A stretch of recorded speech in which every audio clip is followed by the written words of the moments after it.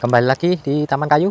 Di video kali ini saya mau bercerita untuk pengalaman menggunakan Gerinda APR AP91 Max Series ya. Dan saat saya menggunakan peralatan ini untuk memotong keramik, ternyata feelsnya kurang nyaman gitu ya.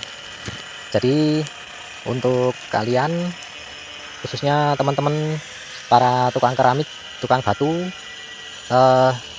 menurut saya ini tidak terlalu recommended ya untuk digunakan oleh para tukang batu dan tukang keramik, karena saya saat memotong keramik dan juga memotong keramik yang sudah terpasang ataupun membelah dinding menggunakan mata pisau keramik seperti ini, itu tidak anteng gitu ya, tidak tenang gerindanya ini, seperti mau loncat-loncat gitu.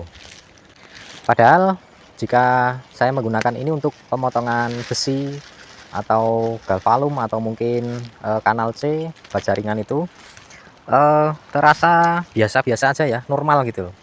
Tetapi ketika menggunakan pisau keramik untuk pemotongan di benda-benda keras seperti beton, keramik dan yang lain-lain, itu tidak anteng gitu, tidak tenang dan loncat-loncat gitulah. Nah, ini saya bandingkan menggunakan pisau yang lain, ternyata sama aja feelsnya. Nah, maka dari itu buat teman-teman tukang keramik terutama dan tukang batu, lebih baik menggunakan Gerinda yang pasti bagus kualitasnya gitu ya, yang sudah teruji dan sudah banyak orang menggunakan produk itu ya, mungkin seperti Magtech gitulah, yang agak friendly harganya. Kalau yang mau lebih bagus ya Makita, atau mungkin bisa peralatan ataupun merek yang lain gitu ya, seperti Bosch ataupun Stanley DeWalt, itu bagus ya untuk kualitasnya.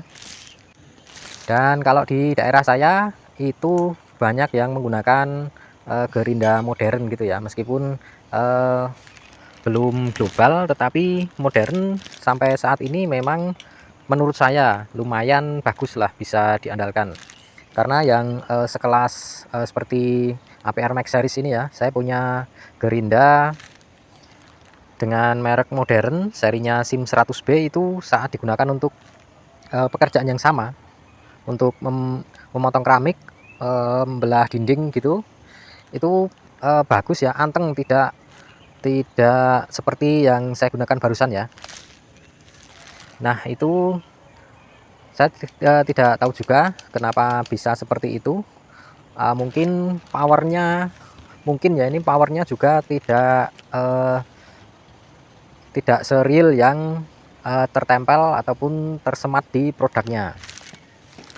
Nah, untuk Gerinda modern saya itu terjadi kerusakan di switch on off nya ya. Jadi untuk locking switchnya itu kadang loss gitu ya. Jadi saat digunakan dengan mode on terus itu kadang penguncinya sering lepas gitu.